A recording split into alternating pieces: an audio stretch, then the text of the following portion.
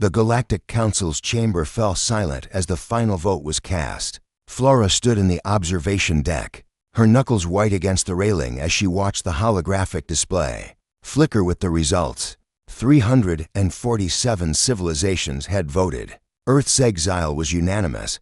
They actually did it, she whispered, her voice barely audible over the hum of the station's life support systems. Philip stood beside her, his jaw clenched tight. As Earth's diplomatic envoy, he had spent the last 3 years trying to convince the Council that humanity deserved a place among the stars. 3 years of negotiations, compromises, and carefully worded arguments. All of it reduced to nothing in a single vote. The Council has spoken, Ambassador Kelthir announced, his crystalline form refracting the chamber's light into 1,000 colors. Humanity is hereby expelled from all galactic territories. You have one standard cycle to remove your presence from Council space. Any human vessels or stations found beyond your solar system after this period will be destroyed. Flora turned to Philip, expecting to see defeat in his eyes. Instead, she found something else entirely cold, calculating determination that sent a shiver down her spine. "What are you thinking?" she asked. Philip's lips curved into a slight smile. "I'm thinking they just made the biggest mistake in galactic history." The message reached Earth within hours. Flora had expected panic, maybe riots, certainly despair. Instead, what she witnessed through the global networks was something far more unsettling: acceptance, followed by immediate action. Humanity didn't plead. They didn't beg for reconsideration. They simply started packing. "Look at this," Philip said, pulling up a data stream on his wrist terminal. The UN Emergency Council met for exactly 47 minutes. They've already issued the evacuation order. Flora scanned the document, her eyes widening with each line. "This isn't an evacuation plan. This is, Philip, this is a declaration of independence." Exactly. Within days, every human outpost beyond Earth's solar system began its withdrawal. Research stations, mining operations, diplomatic embassies, all of them folding up with an efficiency that bordered on unnerving. The Council members watched with satisfaction, believing their message had been received. They had no idea what was really happening.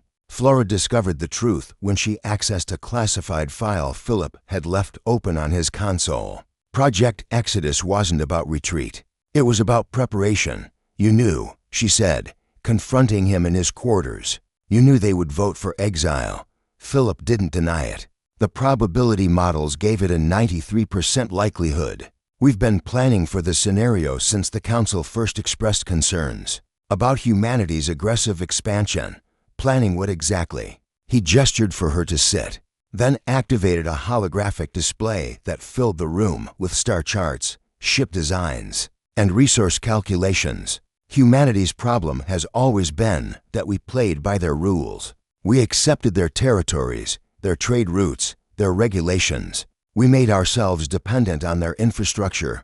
Flora studied the display, her analytical mind quickly piecing together the scope of what she was seeing. "You're cutting all ties, completely. We're becoming self-sufficient. Every resource we need, we'll extract from unclaimed space. Every technology we lack, we'll develop ourselves. We're not going to sit in our solar system like scolded children, Flora. We're going to expand just in directions they've deemed worthless, the frontier regions." She breathed. "The unstable sectors, the areas too dangerous for Council species, too dangerous for them," Philip corrected. "Humans have a different risk tolerance."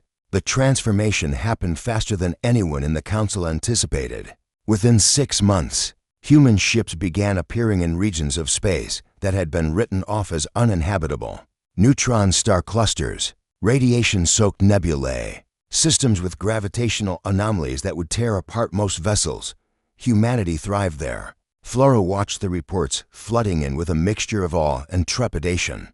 The mining colonies established in the Voroth wastes were already producing rare isotopes that the Council couldn't source anywhere else. The research stations near the Krell Void had made 3 breakthrough discoveries in exotic matter manipulation. And the shipyards were producing vessels at a rate that defied every economic model the Council had. "They're building something," Ambassador Kelthir said during an emergency council session. Flora watched via encrypted feed from her position aboard the human flagship, Indomitable. Our long-range sensors detect massive construction projects throughout human-controlled space. Perhaps they're simply establishing their civilization, another council member suggested. As we ordered, no, Kalthir's voice carried an edge of worry. This is something else. They're building defensive platforms? No, larger than that. Philip stood beside Flora, watching the council scramble to understand what humanity was doing. Should we tell them? She asked. They'll figure it out soon enough. One standard cycle after the exile, exactly as mandated, humanity revealed what they had built. Not weapons platforms, not defensive stations, but gates, massive jump gates constructed from technology that humanity had developed independently, without council oversight or approval. Gates that connected every human outpost across the frontier regions, creating a network that bypassed council space entirely.